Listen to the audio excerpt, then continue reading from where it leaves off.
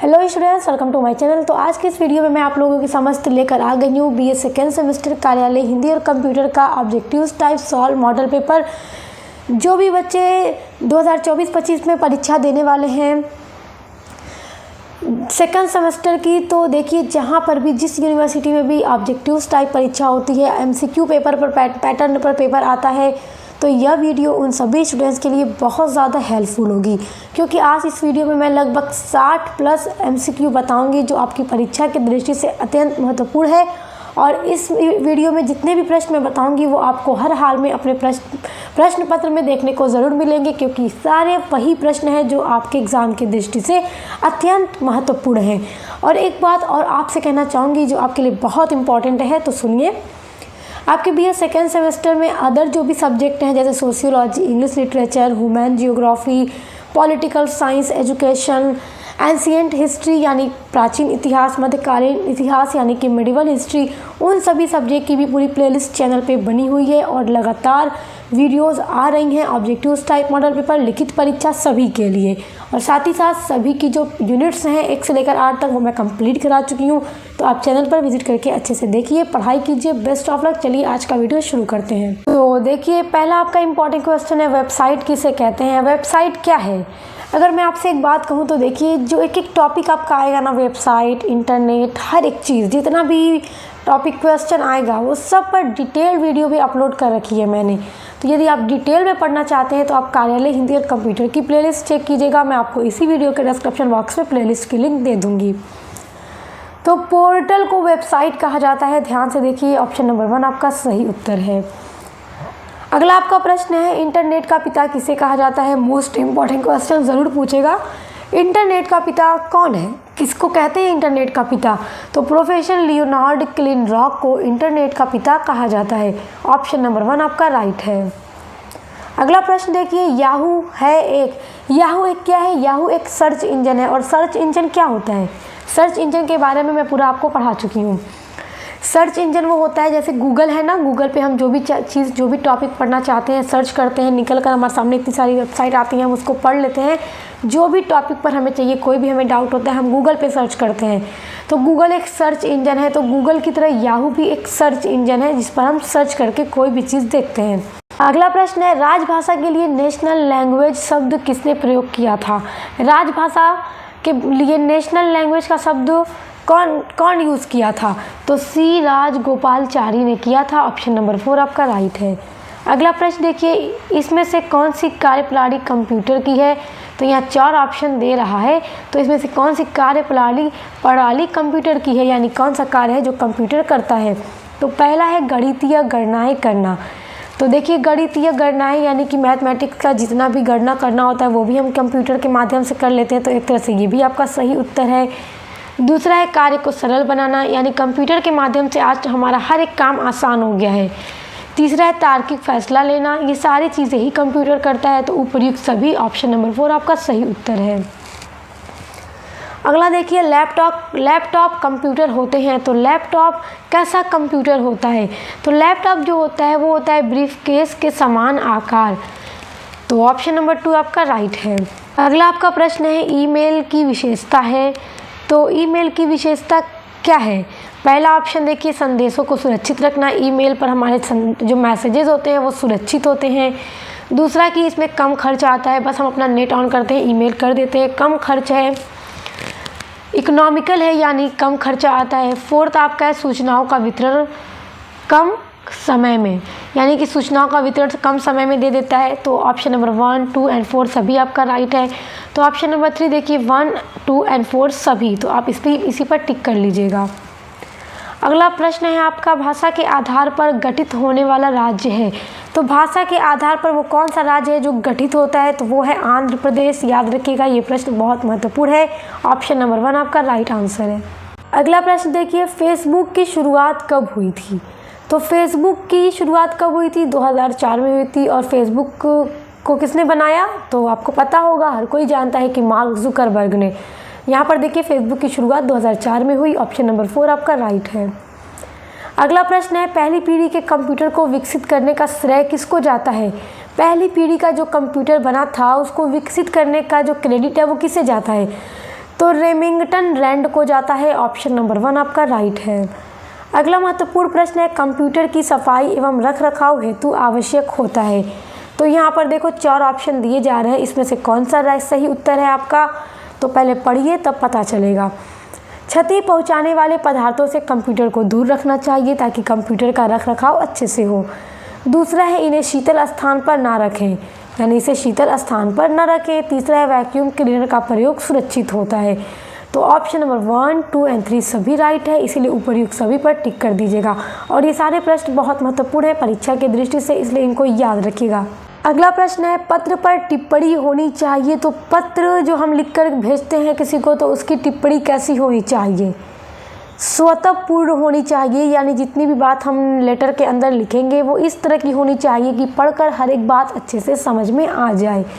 तो option number 4 आपका right है। और हर एक टॉपिक पर मैं वीडियो बना चुकी हूँ, सब पूरा सिलेबस आपका कंप्लीट करवा चुकी हूँ।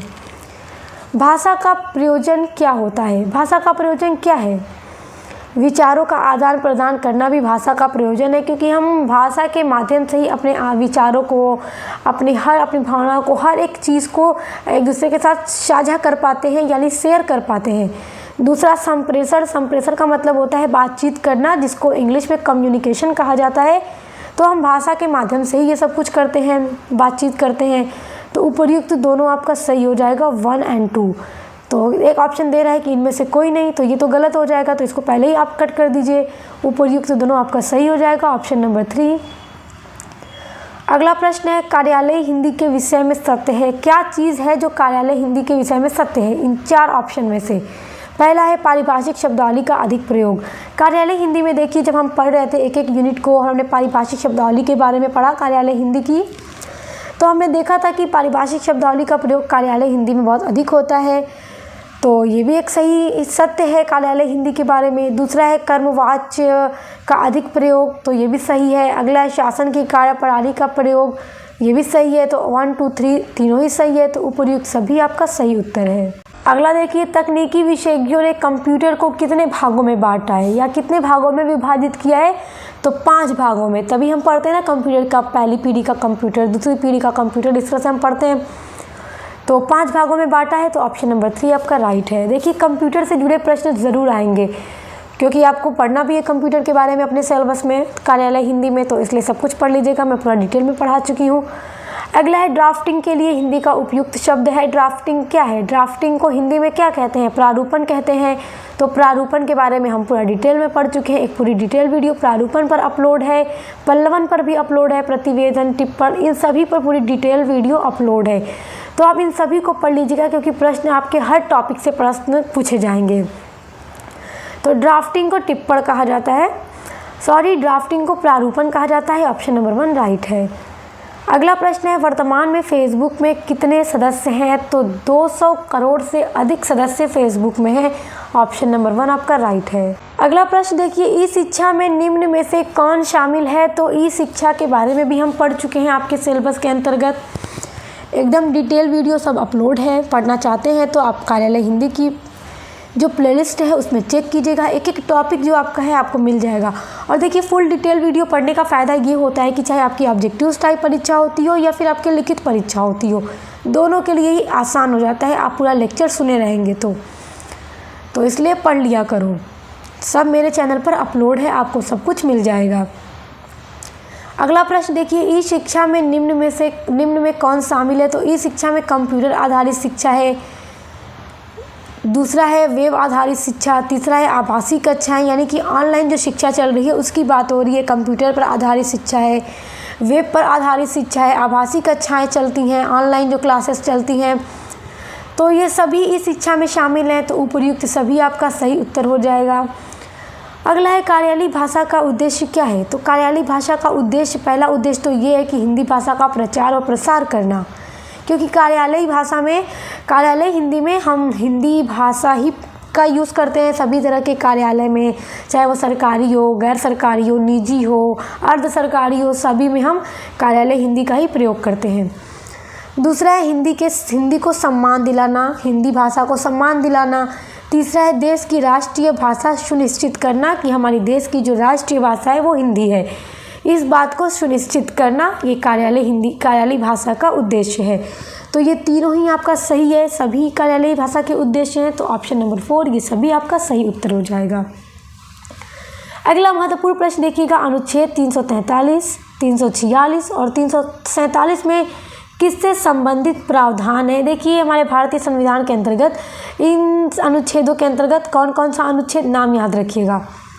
343, 346 और 347 में किससे संबंधित प्रावधान है। तो राजभाषा या प्रादेशिक भाषा या राष्ट्रभाषा, ये उपयुक्त सभी। तो अब आप सोचेंगे उपयुक्त सभी है, सही लगा दो टिक, एग्जाम में यही सोचकर लगा देंगे, बल्कि गलत हो जाएगा आंसर। ऑप्शन नंबर 2 प्रादेशिक भाषा से संबंधित प्रावधान है। तो ऑप्शन नंबर 2 आपका राइट है। अगला है, भारतीय संविधान की 8वीं अनुसूची में शामिल भाषाओं की संख्या कितनी है। तो जैसा कि हम सभी जानते हैं कि हमारे भारतीय संविधान की 8वीं अनुसूची में 22 भाषाओं का उल्लेख है। तो ऑप्शन नंबर 3 आपका राइट है। अगला प्रश्न देखिए, मानक भाषा को निम्न में से किस और नाम से जाना जाता है। तो जो मानक भाषा है उसको परिनिष्ठित भाषा के नाम से भी जाना जाता है और टकसाली भाषा के नाम से भी जाना जाता है। ये सारे नाम याद रखिएगा क्योंकि ऑब्जेक्टिव टाइप में प्रश्न ऐसे ही पूछे जाएंगे। तो अब देखिए, जब परिनिष्ठित भाषा भी कहा जाता है, टकसाली भाषा भी कहा जाता है, तो दोनों ही आपका सही उत्तर है। तो जब दोनों ही सही होगा तो आपके ऑप्शन में दिया जाएगा इस तरह से कि उपर्युक्त दोनों या उपर्युक्त में से कोई नहीं। तो अगर ये दोनों नहीं होता तो हम इस पर टिक करते, मगर मानक भाषा ये दोनों नामों से जानी जाती है, तो इसलिए हम उपर्युक्त दोनों पर टिक करेंगे। तो ऑप्शन नंबर 2 राइट है। अगला है, निम्न में से कौन सी शिक्षा का समर्थनात्मक शब्द है। तो शिक्षा का समानार्थक शब्द क्या है। CBT भी है, WBT भी है और IBT भी है, ये तीनों ही है शिक्षा का समानार्थक शब्द। तो उपर्युक्त सभी आपका सही उत्तर है। अगला है, हिंदी में टकसाली शब्द कॉइन का अनुवाद कॉइन किस भाषा का शब्द है। देखिए टकसाली शब्द कॉइन का अनुवाद है, यानी कि कॉइन को हिंदी में टकसाली। तो ये कॉइन का अनुवाद जो है, कॉइन किस भाषा का शब्द है।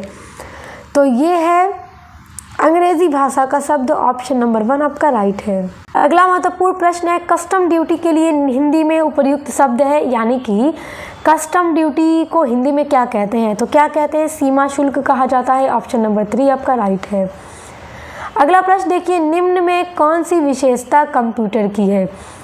तो कौन सी विशेषता कंप्यूटर की है, अचेतन या निर्देशों पर निर्भरता या शुद्धता या उपर्युक्त सभी। तो शुद्धता, ऑप्शन नंबर 3 आपका राइट है। अगला प्रश्न देखिए, वेबसाइट के प्रथम पेज को कहा जाता है। तो जो वेबसाइट का प्रथम पेज होता है वो होम पेज होता है। और देखिए हमने बहुत तरह की वेबसाइट के बारे में पढ़ा भी है आपके कार्यालय हिंदी में ही। आप पूरी डिटेल क्लास पढ़ना चाहते हैं तो वेबसाइट के बारे में जानना चाहते हैं तो आप चेक करके पढ़ लीजिएगा, मैं आपको पढ़ा चुकी हूँ। तो वेबसाइट के प्रथम पेज को होम पेज कहते हैं। ऑप्शन नंबर 1 आपका सही उत्तर है। ये प्रश्न बहुत महत्वपूर्ण है परीक्षा के लिए। अगला देखिए, निम्न में से कौन वेबसाइट मेल सर्वर की भांति कार्य करता है। तो मेल सर्वर की भांति कौन सा वेबसाइट कार्य करता है, यहाँ पे देखो वेबसाइट के नाम दे रखे हैं। तो हॉटमेल जो है ये मेल सर्वर की तरह काम करता है। तो ऑप्शन नंबर 2 राइट है। अगला प्रश्न देखिए, टिप्पणी कार्यालयीन पत्राचार का कैसा अंग है। टिप्पणी के बारे में मैं आपको पढ़ा चुकी हूँ, ये क्या है, इसकी विशेषता, इसका सब कुछ, इसके प्रकार, तो पढ़ लीजिएगा आप प्लेलिस्ट में देख करके। तो जो टिप्पणी है वो कार्यालयीन पत्राचार के बारे में पढ़ा चुकी हूँ कि कितने तरह के पत्रों का यूज़ कार्यालय में किया जाता है। तो एक डिटेल वीडियो मैंने इस पर भी अपलोड कर दी है, जितने भी पत्र हैं उन सभी पर। तो देखिए टिप्पणी जो है वो कार्यालय पत्राचार का बहुत महत्वपूर्ण अंग है। तो ऑप्शन नंबर 2 आपका राइट है। अगला है, संक्षेपण का गुण है। तो संक्षेपण का गुण क्या है, विचारों की समग्रता भी है, विचारों का प्रभाव भी है, विस्तार से बचाना, यानी कि संक्षेपण कर दो, छोटा कर दो, ताकि जो मान लीजिए आप किसी को 4 पेज का लेटर लिख के भेज दो, वो क्या है कोई नहीं पढ़ेगा। आप 1 पेज में लिखो, विस्तार से बच गया, यानी कि छोटा हो गया, संक्षिप्त हो गया, उसका हमने संक्षेपण कर दिया। तो संक्षेपण भी एक बहुत ही महत्वपूर्ण अंग है इसका भी कार्यालय के अंदर। तो ये तीनों ही गुण हैं संक्षेपण के, इसके बारे में भी पढ़ा चुकी हूँ। तो उपयुक्त सभी, ऑप्शन नंबर 4 आपका राइट हो जाएगा। अगला आपका प्रश्न है, संक्षेपण के प्रकार हैं, यानी कि 4 ऑप्शन दे रहा है, तो इनमें से कौन सा प्रकार संक्षेपण का है। तो पहला वाला ऑप्शन देखिए प्रवहमान संक्षेपण, ये भी संक्षेपण का प्रकार है। तालिका संक्षेपण, स्वतंत्र संक्षेपण, ये सभी ही संक्षेपण के प्रकार हैं। तो उपर्युक्त सभी आपका सही उत्तर है। अगला देखिए पहली पीढ़ी के कंप्यूटर का विकास कब हुआ। मोस्ट इंपॉर्टेंट क्वेश्चन, ये आपकी परीक्षा में ज़रूर पूछेगा कि पहली पीढ़ी के कंप्यूटर का विकास कब हुआ था। तो 1946 ईस्वी में हुआ था। ऑप्शन नंबर 3 आपका राइट आंसर है। अगला देखिए दूसरी पीढ़ी के कंप्यूटर की अवधि कब से मानी जाती है। देखिए हर पीढ़ी के कंप्यूटर के बारे में आपको जानना ज़रूरी है, क्योंकि प्रश्न पत्र में ज़रूर ये प्रश्न आपको देखने को मिलेगा। तो पहली पीढ़ी का 1946 में विकास हुआ। दूसरी पीढ़ी के कंप्यूटर की जो अवधि है, जो टाइम है, वो कब तक मानी जाती है। तो मानी जाती है 1955 से 1965 तक। तो ऑप्शन नंबर आपका 1 राइट है। आप देखिए किसी राज्य के सरकारी क्रियाकलापों के लिए सरकार या संविधान के द्वारा स्वीकृत भाषा जो है, उस भाषा को क्या कहते हैं। तो उस भाषा को राजभाषा कहा जाता है। तो ऑप्शन नंबर 3 आपका सही उत्तर है। अगला देखिए संसद में हिंदी प्रयोग किए जाने का प्रावधान किस अनुच्छेद के अंतर्गत है।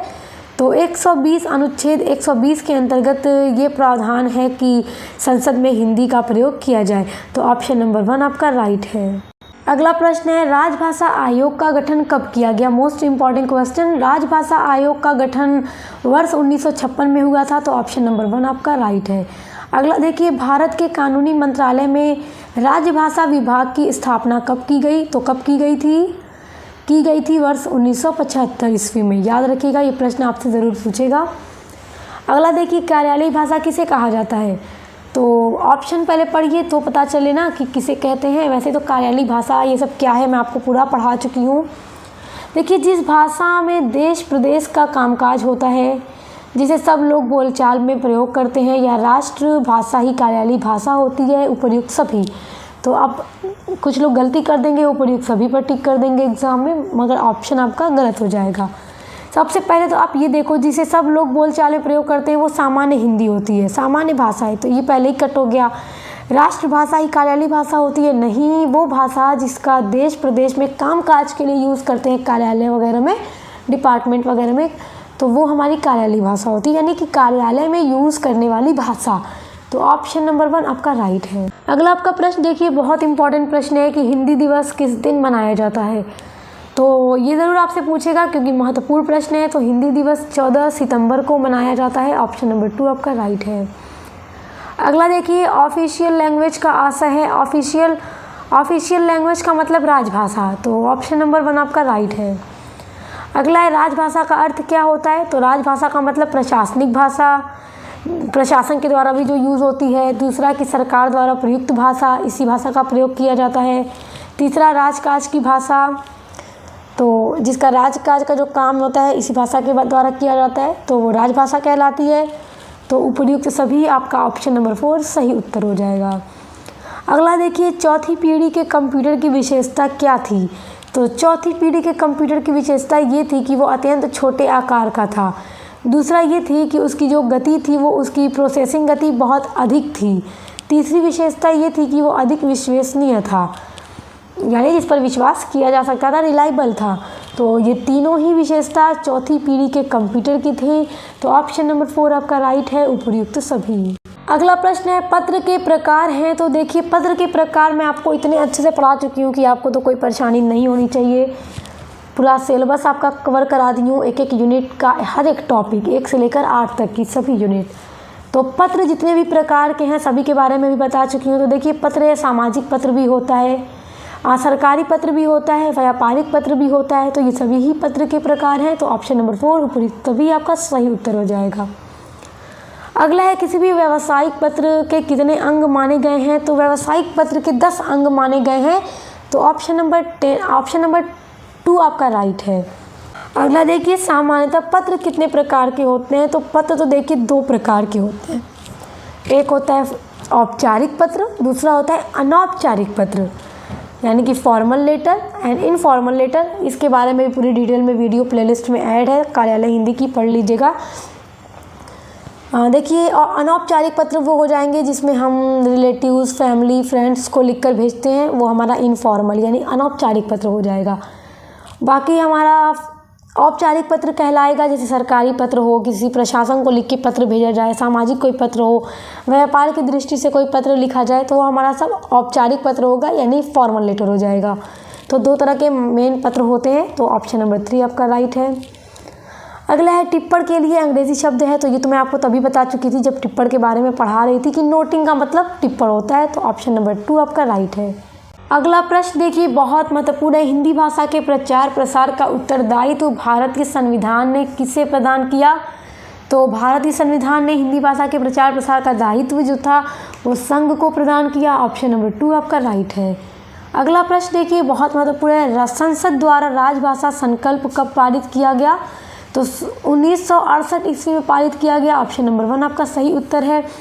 अगला प्रश्न है, निम्न में कौन श्रव्य दृश्य सामग्री है? इसके ऊपर तो एकदम डिटेल में वीडियो मैंने अपलोड कर दी है। देखिए, श्रव्य दृश्य सामग्री का मतलब होगा ऑडियो विजुअल। ऑडियो मतलब जिसमें हम सुन रहे हैं, सिर्फ सुन सकेंगे, और ऑडियो विजुअल होगा जिसमें हम देख भी सकते हैं, जो चीज़ हमें दिख रही हो। तो यहाँ पर 4 ऑप्शन दिया है, तो इसमें से ऑडियो विजुअल कौन सी है, यानी कि जिसमें हम देख भी सकते हैं, सुन भी सकते हैं। तो ऑप्शन पढ़ लेते हैं। आप इसकी पूरी डिटेल में वीडियो पढ़ना चाहते हैं तो डिस्क्रिप्शन बॉक्स में दी गई लिंक में आपको मिल जाएगी, कार्यालय हिंदी की। देखिए, रेडियो क्या है? रेडियो में हम सिर्फ सुन सकते हैं, यानी ये हो गया ऑडियो, सिर्फ हम सुन सकते हैं, यानी ये हो गया श्रव्य। दूसरा है टेलीविज़न, यानी जो टीवी होती है उसमें हम कोई भी ड्रामा, न्यूज़ वगैरह जो भी देखते हैं, कुछ भी देखें, सीरियल वगैरह, उसमें हम देखते भी हैं, सुनते भी हैं, तो ये हो गया ऑडियो विजुअल। तीसरा है हमारा श्यामपट, यानी जो ब्लैक बोर्ड या वाइट बोर्ड होता है उस पर लिखा हुआ सिर्फ हमें दिखता है, तो वो हो गया सिर्फ विजुअल, हमें सिर्फ दिखाई देता है। उसके बाद टेप रिकॉर्डर, ये भी ऑडियो है।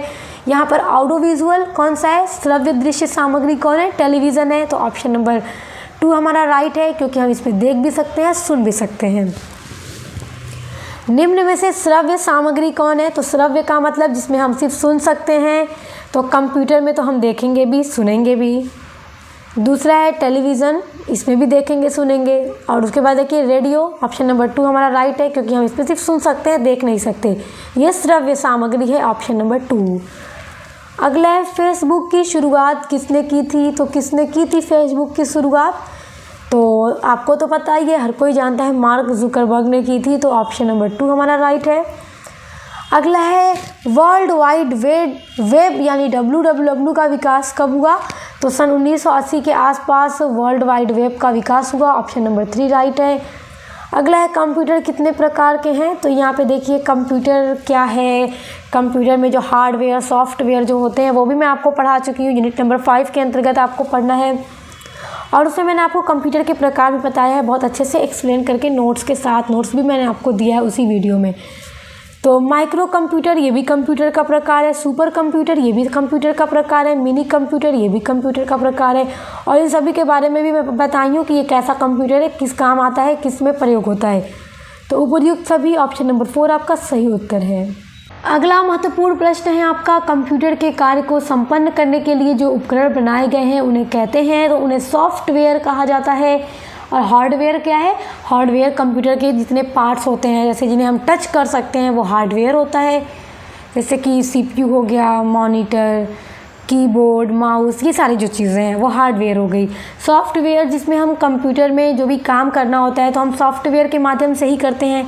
तो ऑप्शन नंबर यहाँ पे 4 आपका सही है, सॉफ्टवेयर पैकेज। अगला महत्वपूर्ण प्रश्न है, निम्न में कौन सा ई लर्निंग का लाभ है? तो कौशल को विकसित करना, ये भी ई लर्निंग का फ़ायदा है। शिक्षार्थियों को सुविधा एवं मान्यता, ये भी है। अंतर्राष्ट्रीय स्तर पर सूचना उपलब्ध कराना, ये भी सही उत्तर है आपका। तो ऑप्शन नंबर 4 उपर्युक्त सभी हमारा सही उत्तर है। ई लर्निंग के बारे में पूरी डिटेल में वीडियो मैंने अपलोड कर दी है। अगला देखिए, टिप्पणी कार्यालयीन पत्राचार है। तो ये बहुत महत्वपूर्ण अंग है कार्यालय का। तो ऑप्शन नंबर 2 हमारा राइट है। अगला है, 5वीं पीढ़ी के कंप्यूटर की विशेषता है। तो मोस्ट इम्पॉर्टेंट क्वेश्चन, इसकी विशेषता है मानस स्वर समझना। दूसरा है, एक साथ कई कार्य करना। हम कंप्यूटर पे 5वीं पीढ़ी के एक साथ कई कार्य कर सकते हैं। तीसरा है, मनुष्य से साधारण भाषा में संबंध स्थापित करना। तो ये सभी 5वीं पीढ़ी के कंप्यूटर की विशेषताएं हैं। तो उपर्युक्त सभी, ऑप्शन नंबर 4 हमारा राइट है। अगला है तीसरी पीढ़ी के कंप्यूटर की विशेषता है, तो कंप्यूटर का आकार अत्यंत छोटा था। तीसरी पीढ़ी का कम लागत एवं रख रखाव कम लागत में हो जाता था। तीसरा, अधिक गणितीय क्षमता भी इसमें होती है तीसरी पीढ़ी के कंप्यूटर में। तो ये तीनों ही तीसरी पीढ़ी के कंप्यूटर की विशेषताएं हैं। तो उपयुक्त सभी ऑप्शन नंबर 4 आपका राइट है। अगला देखिए, मोस्ट इम्पॉर्टेंट क्वेश्चन है, निम्न में से कौन सी कंप्यूटर की सीमा है? तो कंप्यूटर की सीमा क्या है? निर्देशों पर निर्भरता। तो ऑप्शन नंबर 3 हमारा राइट है। अगला है, निम्न में से कौन सी वस्तुएं कंप्यूटर को हानि पहुंचाती हैं? तो धूल एवं गर्दे कंप्यूटर को हानि पहुंचाते हैं, यानी नुकसान पहुंचाते हैं। नमी भी नुकसान पहुंचाती है, ताप भी नुकसान पहुंचाता है। तो इनमें से जितने भी ऑप्शन दे रखे हैं तो सभी नुकसान पहुंचाते हैं कंप्यूटर को। तो ऑप्शन नंबर 4 हमारा राइट है। तो स्टूडेंट्स, आज की इस वीडियो में जितने भी महत्वपूर्ण प्रश्न बताए हैं यहीं से आपकी परीक्षा में प्रश्न आएंगे, तो आप इनको अच्छे से याद कर लीजिएगा। उसके अलावा आप फुल डिटेल पूरी क्लास पढ़ना चाहते हैं कार्यालय हिंदी की, तो मैंने आपको पूरी लिंक दे दी है, डिस्क्रिप्शन बॉक्स में चेक करके पढ़ लीजिए। उसके अलावा अन्य सभी सब्जेक्ट की भी क्लास चैनल पर चल रही है, तो विजिट कीजिए, अच्छे से पढ़ाई कीजिए। Best of luck. अब मिलते हैं नेक्स्ट वीडियो के साथ।